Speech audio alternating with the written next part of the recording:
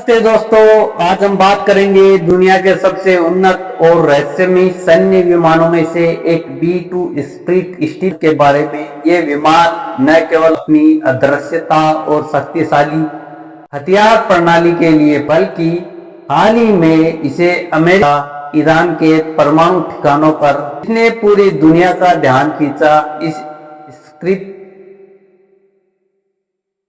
हम B-2 bomber की तकनीकी विशेषताओं, उसके डिजाइन और ऑपरेशन मिडनाइट हैमर की उपयोगिता विषय। चलिए शुरू करते हैं। B-2 स्टील्थ बॉम्बर क्या है? B-2 स्प्लिट, जिसे आमतौर पर स्टील्थ बॉम्बर कहा जाता है, कि वायुसेना का एक रणनीतिक बॉम्बर है।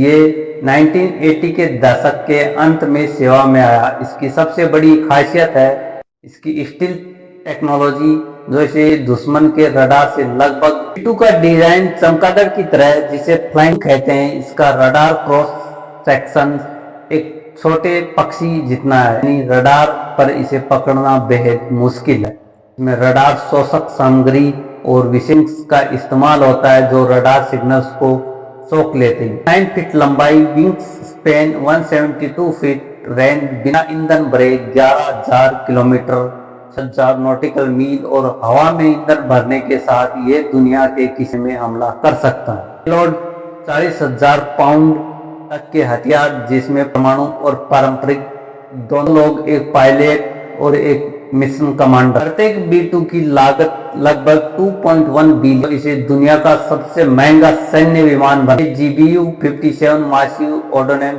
पेंट्रेटर, बंकर बस्टर बम ले जा सकता है जो 20,000 पाउंड का होता है और 200 फीट तक की गहराई में बने बंकरों को नष्ट कर सकता है। इसके अलावा ये joint attack munitions, joint stop weapon, air to surface of missiles जैसे हथियारों से लैस है।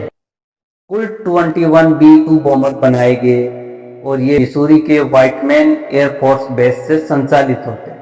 के खिलाफ B-2 का उपयोग operation midnight hammer, midnight hammer के तहत ईरान के 3 प्रमुख परमाणु ठिकानों नाटांज और इस्फहान पर हमला किया। इस ऑपरेशन में B-2 स्टील्थ बॉम्बर ने मुख्य भूमिका निभाई। आइए इसे समझते हैं। और ईरान के बीच बढ़ते तनाव के बीच इजराइल ने ईरान के सैन्य ठिकानों पर हमले शुरू किए। फोर्डो जैसे गहरे भूमिगत परमाणु ठिकाने इजराइल के हथियारों की पहुंच से लिए अमेरिका ने B-2 बॉम्बर और U-57 बंकर बस्टर बम का उपयोग किया। जून 2025 को स्थानीय समयानुसार 2:10 पर शुरू हुए। 13 B-2 बॉम्बर मिसूरी के व्हाइटमैन बेस से उड़े, में से 6 ने ईरान पर हमला किया, जबकि 6 को गुआम की ओर भेजा गया ताकि दुश्मन का ध्यान भटकाया जाए। B-2 ने 18 घंटे की उड़ान भरी, जिसमें कई बार हवा में ईंधन भरा गया। कुल 37 आवर्स की मिशन थी। विमानों ने न्यूनतम संचार रखा ताकि रडार से बचा सके।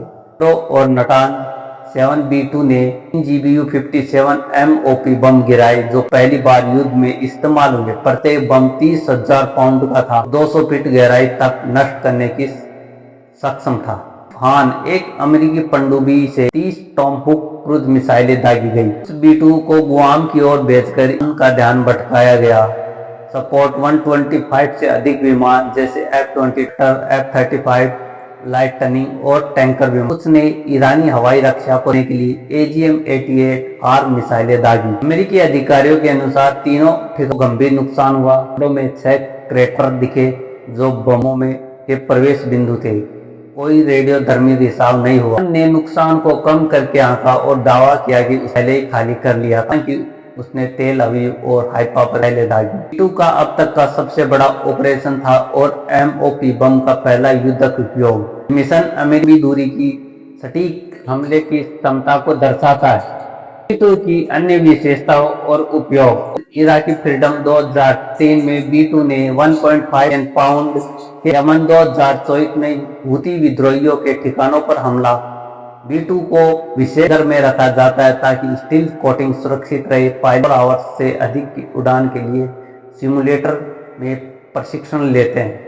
B-2 अमेरिका के परमाणु त्रिकोण का हिस्सा है, तो जमीन, समुद्र और हवा हमले। ये हमला सही था? कमेंट में बताइए।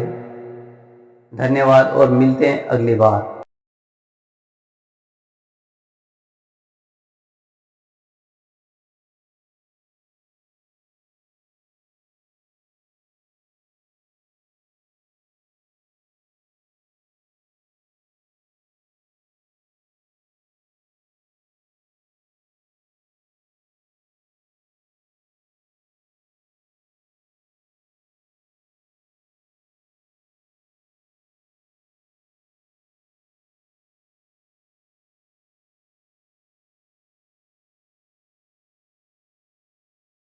The B-2 Spirit is a remarkable strategic bomber developed as the world's first low observable, or stealth, bomber.